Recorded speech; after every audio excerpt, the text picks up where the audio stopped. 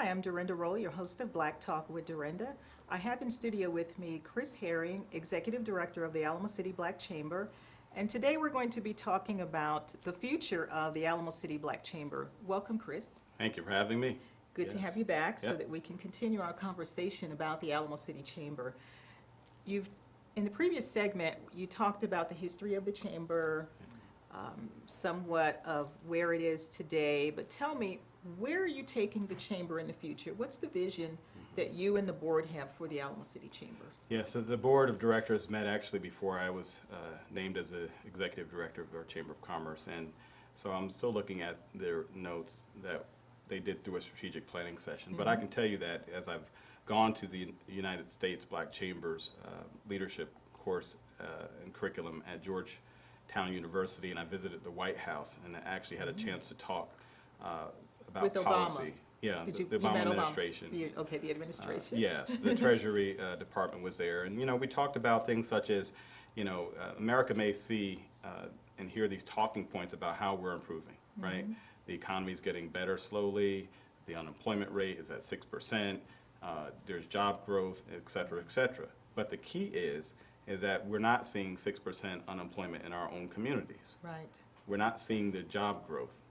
So you're saying we see much higher unemployment? Well, actually, it's about 13.57 right now. Wow. It's double digits. And from George Frazier to Dennis Kimbrough to Randall Pinkett, who was with us for the week I was in D.C., we all agree that it's entrepreneurship, it's black business ownership, it's returning back to our days of Black Wall Street, to whereas we had successful black-owned businesses that had pride and actually hired people from within our own communities. Yeah. Yeah, so that's where we have to be. That's the bullseye of our mission. In talking about Black Wall Street, and at a time when African American businesses were very successful, I'm wondering if, during that time was before integration. Right.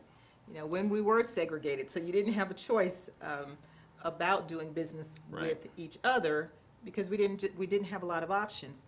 So now we have options. Instead of me, and I can't imagine who would do this, but I'm sure some people would do it. Instead of me going to the beauty salon in my neighborhood or what's traditionally the African American neighborhood, I go to Supercuts or the salon that's within Walmart. I understand. So I understand where you're going how with do this. we, tell me where am I going with this? Well, the fact of the matter is that when Dr. King was alive, he Yeah. wanted us to have the ability to have economic justice. Economic justice is not where we are. And some would say that we've integrated so much that we've lost sight of the fact that now we can't even sustain our own neighborhoods. Yeah. And when people complain about taxes and social service programs, I always will go back and say that's because you don't have black businesses in black communities. Now, I'm not saying that other businesses aren't welcome, but what I'm saying is that if you look at our dollar and how we turn our dollar, Right. that our dollar turns 0 times from when I give you a dollar, you'll give it to a bank or some other institution, and Sure. it will never recycle in our community. Yeah. So in order for us to make this work, we have to establish black businesses and by inspiring entrepreneurship. Okay. We have to take people like Avista, right? Avista products to show them that they can too make it as a small business owner. Right. So in other words, you're saying, for example, with an Avista Products, Right. if I've got advertising dollars, that perhaps instead of going to Company B on the other side of town, at the very least, I call Avista Products and say, this is what I'd like to do. At the very least. Can at the you very meet it or least, beat you it? sh- At least give them Well, a at the a very chance. least, you should be trying to do as much business with black-owned companies as possible. Also holding them accountable to the very same high-quality standards that you have for any other company. At the same time, I'm not saying to divorce yourself from normal life, normal communities, because Sure. we have to also see that a part of that mission that we have as a chamber is to hit that second ring. The bullseye is what I spoke about earlier, but the second ring is to promote minority-owned businesses, which means that we help our Hispanic brothers, we help our Native American brothers, we help our Asian brothers and sisters move up in terms of the total economy. That last ring of my target is Yeah. corporate responsibility. how do you engage with an HEB, with the USAA, with the CPS? How do you engage them so that they know that there's a benefit of working with us? We are the nation's #1 consumer spending. Right. You know, we have predicted $1.1 trillion that we spend in the marketplace. Yeah. So I'm looking at my chamber and I'm saying, why don't I have a automotive dealership that's being a sponsor, a good citizen? You know, I look at things like that. I look at how our city is structured. Right. Why don't we have any black-owned restaurants on the Riverwalk? Oh, You know, okay. why don't we have certain things? Why don't we? Well, that's How do what I we have to answer bring that? to, How do we that's what fix that? that's what we have to advocate for, and that's what advocacy is all about. The Chamber of Yeah. Commerce serves as that.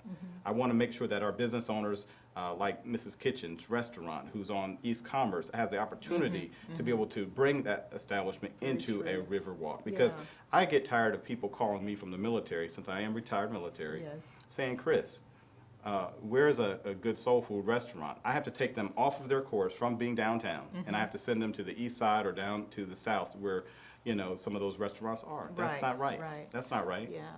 So is there a plan, and I know you're just getting started with the chamber, but is there a plan to have talks with the Convention and Visitors Bureau? Because I know that they do outreach to, maybe they don't call it minority organizations, but they have a diversity focus where they bring different groups to San Antonio for their conferences and Sure. things like that. And the answer is yes, in a loving way.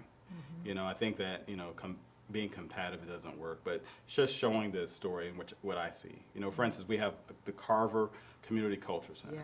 Beautiful Carver, and we have great acts that come in. They're actually owned by the city. But Right. yet, if I look at that agency and how they market the Carver, I don't see the presence of the Carver. So Right. I'm asking myself, well, why? Maybe it's because the Carver is located on the other side of the railroad, and which divides our city. But maybe we need to be more inclusive and develop a new way of thinking about how do we make economic prosperity for all, and not just for those who have been able to spend that high rent or that high price on their mortgage to be down on the Riverwalk. Right.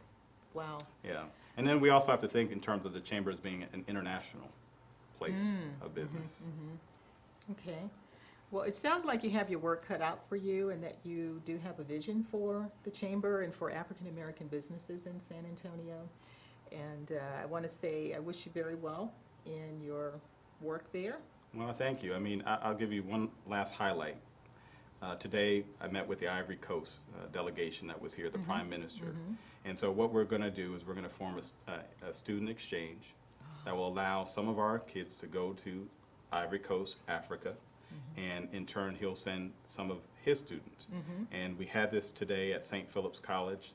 They were so impressed with St. Philip's College. They were Yeah. like, wow, we need this in the Ivory Coast. Yeah. But what I also learned is that they want our experts like yourself who have management and leadership expertise that can go in and teach their corporate leaders wow. how to lead. So Absolutely. I have good news for you, and I think that anyone who gets associated with us now is going to be in a blessed situation.